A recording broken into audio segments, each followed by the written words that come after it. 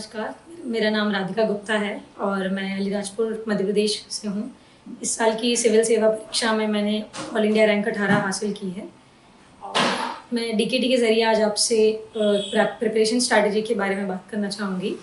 तो थोड़ा बहुत ब्रीफ बैकग्राउंड मेरे बारे में, तो मैं जिस डिस्ट्रिक्ट से आती हूँ मैंने उसका नाम तो आपको बता ही दिया है। मेरी प्राइमरी स्कूलिंग यहीं से हुई है और उसके बाद मैंने इंजीनियरिंग की है मैकेनिकल ब्रांच में GSITS इंदौर से।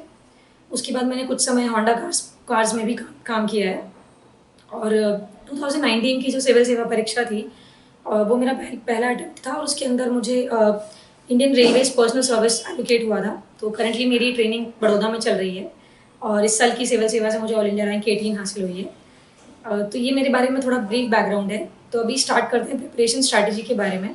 तो स्ट्रैटेजी के लिए एक चीज़ तो ये है कि आपको सबसे पहले अपनी बुक लिस्ट समझनी है कि एग्ज़ाम की डिमांड क्या है। तो उस एग्ज़ाम की डिमांड को समझने के लिए सबसे पहले यूपीएससी की सिलेबस पे आप जाइए, सिलेबस को आप ढूंढिए और सिलेबस के साथ एक माइक्रो सिलेबस भी मिलता है। तो कई सारी कोचिंग इंस्टीट्यूट्स ने वो माइक्रो सिलेबस डाला हुआ है। उस माइक्रो सिलेबस को आप डाउनलोड कीजिए, उस सिलेबस से समझिए कि क्या क्या चीज़ें आपको पढ़नी है। तो what is important, what is not is very necessary to understand. I am from Delhi. I have graduated from Shri Ram College of Commerce in 2019 and I enrolled in the Dreams 400 scholarship of Lukman IAS, in which I studied GS in 2019-2020 batch, and I studied all the subjects, polity, economics, ethics, and the faculty here, Ansari sir and Lakshmikant sir and other teachers as well. They are all very good and they are very motivating as well as encouraging. So yes, it has been a very important part of my UPSC journey, being associated with Lukman IAS, and rest is that thank you so much. I would thank Ansari sir for his constant guidance, starting from the prelims phase till the interview phase, and that's it from my side. Thank you.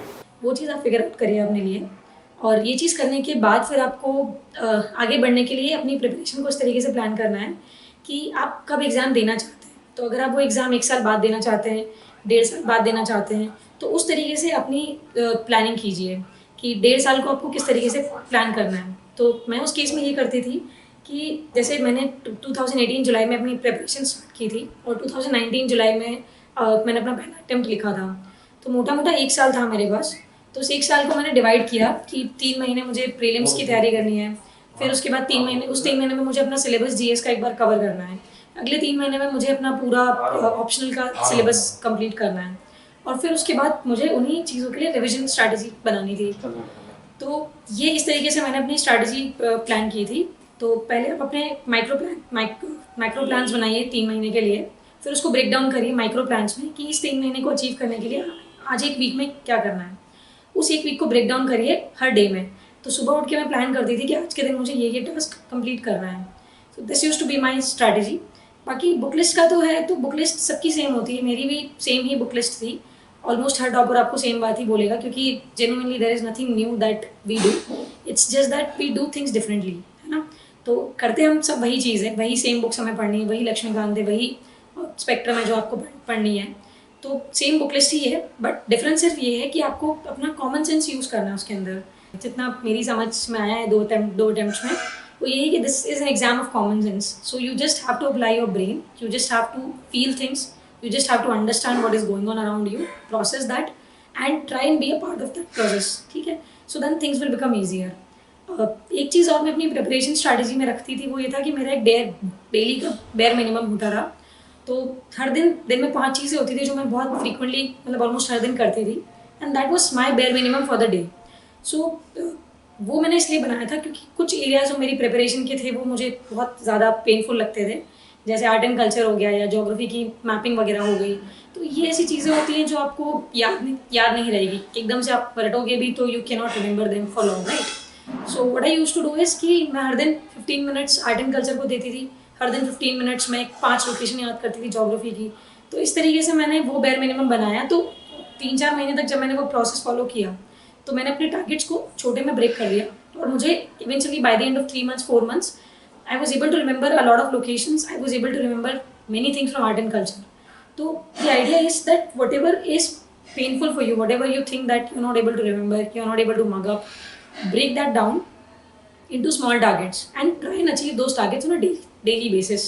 ठीक है, this is the idea. The second thing is that please solve previous year questions. We often make this mistake of not solving previous year questions, be it for prelims, be it for mains. We see them, we glance at them, but we rarely try and understand the pattern that the questions has. So UPSC has its own favorite areas. तो ये आपको समझना बहुत ज़रूरी है कि UPSC art and culture में से कहाँ से क्वेश्चंस पूछ रहा है, उसे क्यों विजयनगर एम्पायर इतना पसंद है, या फिर वो क्यों इकोनॉमी में वही वही बैंक रेट्स की बात कर रहा है, वही वही फाइनेंशियल सिस्टम्स की बात कर रहा है. ये सब चीज़ें आपको तब समझ में आएगी जब आप प्रीवियस ईयर क्वेश्चंस को अच्छे से एनालाइज करके सॉल्व करेंगे. तो 2013 ऑनवर्ड्स 2020 तक के जितने भी पेपर्स हैं, please solve them with utmost attention and utmost attention. That will help you understand the pattern. ये आपको ये भी सिखाएगा कि UPSC has a tendency to repeat itself. हम लोगों को ये लगता है कि यूपीएससी बहुत टफ एग्जामिनेशन है और वो रिपीट नहीं करता है अपने आप को, बट ऐसा नहीं है. यूपीएससी अपने आप को बहुत रिपीट करता है, आपको सिर्फ समझने की ज़रूरत है. ठीक है. दूसरी चीज़ आपको मेंस के साथ भी यही करना है. मेंस के केस में भी the thing is that you have to write previous year questions from 2013 to 2020, and by writing I mean not just reading the question and writing whatever you want to write, but trying and understanding कि वो कौन सा topic है. उस पर 200 words का order आपके पास होना चाहिए और आप उस क्वेश्चन को एड्रेस कर पा रहे हैं या नहीं कर पा रहे हैं. ठीक है. कीवर्ड समझना बहुत ज़रूरी होता है कि क्वेश्चन में पूछा क्या जा रहा है, what is it that they want to ask you, आपको क्या एड्रेस करना है उसके अंदर. ठीक है. ये चीज़ समझना बहुत इंपॉर्टेंट है. तो प्लीज़ 2013 ऑनवर्ड्स 2020 तक के जो भी क्वेश्चन पेपर्स हैं लिखिए, उनको समझिए और उसके नोट्स बनाइए. तो मेंस के लिए मेरा आइडिया यही होता था कि बुक लिस्ट क्योंकि प्रीलिम्स और मेंस की सेम है, कुछ टॉपिक्स है जो मेंस में एक्स्ट्रा आते हैं, जैसे सिक्योरिटी है या फिर सोशल इश्यूज़ है या फिर डिज़ास्टर मैनेजमेंट है, साइंस एंड टेक. तो ये सारी चीज़ें जो एक्स्ट्रा है मेंस के सिलेबस में. एंड अपार्ट फ्रॉम दैट जो प्रीलिम्स का सिलेबस जो मेंस के लिए भी आता है, उसके लिए आप ये करिएगा कि हर एक टॉपिक के 2 पेज के नोट्स बना लीजिए मेन स्पेसिफिक. ठीक है. तो आप एक 15 मार्कर को हमेशा एड्रेस कर पाएंगे. तो मैंने क्या किया, जो माइक्रो सिलेबस मैं आपको इनिशियली वीडियो में बता रही थी, माइक्रो सिलेबस डाउनलोड करिए और उस माइक्रो सिलेबस के हर एक टॉपिक पे 2 या 2.5 पेज के फॉर्डर नोट्स बना लीजिए. वो आपको बहुत हैंडी आएंगे, बहुत काम आएंगे. So that was my strategy. And coming to ethics part and essay part. So ethics and essays are very important in UPSC because these two are the areas which have a lot of importance. Ethics और essay में आपको ये करना है कि ethics के लिए do one thing. मैंने कोई बुक पढ़ी नहीं ethics के लिए as such, क्योंकि मुझे लगता है कि ethics is not something that can be taught to you by a book in 3-4 months. So what I did was कि मैंने कुछ जो भी keywords है ethics के syllabus में, उस keywords के लिए मैंने notes बना लिए एक पेज के. मैं उस keyword से क्या समझती हूँ. ठीक है. और सिविल सर्वेंट्स के मैंने एग्जाम्पल ढूंढ लिए. तो हर एक चीज़ जैसे एटीट्यूड है या फिर इमोशनल इंटेलिजेंस है या जो भी चीज़ें हैं, उसके लिए आप हर एक कीवर्ड पे एग्जाम्पल ढूंढ लीजिए. There are so many people doing so much of good work. These are Nobel laureates, these are civil servants, these are police officers, these are revenue officers. इन सब के एग्जाम्पल्स आप इकट्ठे करके रखिए और वो आप उन्हीं एग्जाम्पल्स को आप यूज़ करिए. सेम चीज़ एसे में जाएगी. तो जो भी एसे के प्रीवियस ईयर के टॉपिक्स हैं उनको ब्रेनस्टॉर्म करिए, उनको लिखिए एसेज को. Try and write 15-20 essays before you write your mains essay paper. Please make it a point that you do not go there without writing any essays for that matter. ठीक है. तो ये चीज़ ऐसे और एथिक्स के लिए हो गई. मेरा ऑप्शनल एंथ्रोपोलॉजी था और मेरा रीज़न एंथ्रो चूज़ करने के लिए ये था कि मैं एक ट्राइबल डिस्ट्रिक्ट से आती हूँ, तो मैं उसके बारे में जानने के लिए मेरी इंट्रीगनेस तो थोड़ी थी ज़्यादा. So that was one reason why I choose anthropology as my optional. But apart from that अगर आप ऑप्शनल चूज़ करना चाहते हैं तो प्लीज़ ट्राई एंड सी कि कौन से ऑप्शनल में मटेरियल थोड़ा इजीली अवेलेबल है, क्योंकि कई सारे ऑप्शनल ऐसे हैं जिसके लिए ऑनेस्टली मटेरियल उतना ज़्यादा अच्छा नहीं मिल पाएगा आपको बाजार. तो जो भी सब्जेक्ट्स है, 5-6 सब्जेक्ट्स बहुत अच्छा आप कर रहे हैं, तो उन ऑप्शनल्स के लिए आप थोड़ा उनके प्रीवियस ईयर क्वेश्चन पेपर देखिए. और प्रीवियस ईयर क्वेश्चन पेपर के अलावा आप ये समझने की कोशिश कीजिए कि are you comfortable with that paper, are you comfortable understanding the questions. If you are, then try and read the optional subject. 1-2 chapters आप उसके पढ़िए, देखिए इंटरेस्ट बन रहा है या नहीं बन रहा है. ठीक है. और उसके बाद फिर उस ऑप्शनल को ले लीजिए. और जो भी ऑप्शनल है, try and make it a point कि आप प्रीलिम्स के पहले वो ऑप्शनल कंप्लीट कर ले अपना. ठीक है.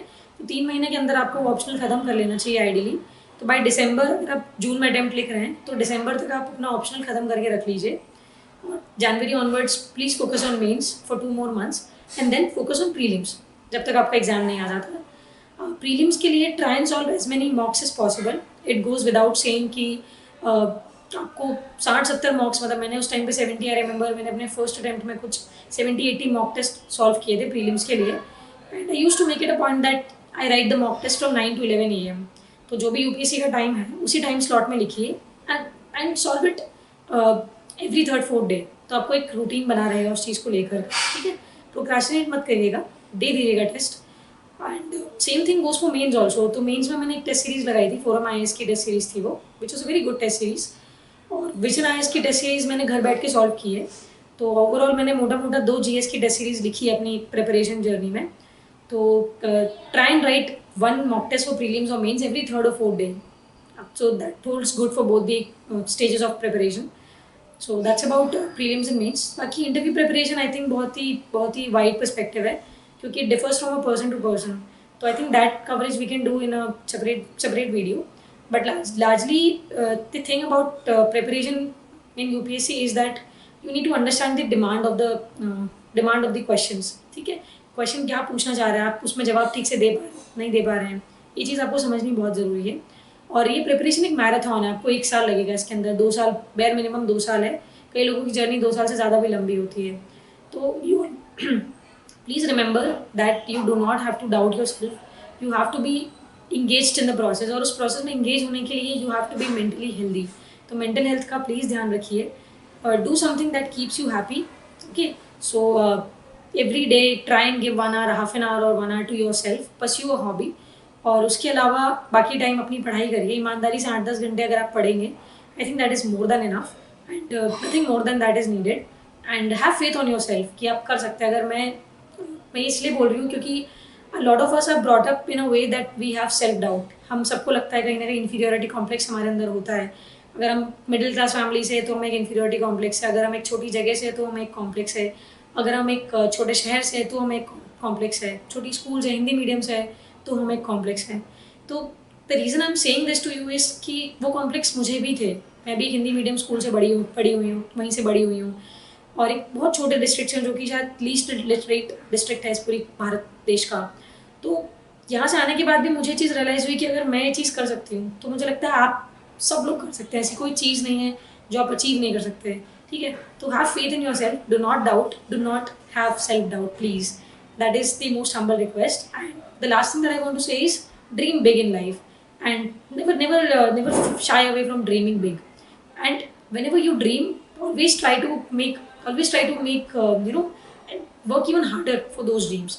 So जितना बड़ा सपना है उतनी ही अच्छी मेहनत कीजिए and I'm sure you will do good. I'm very sure. Thank you.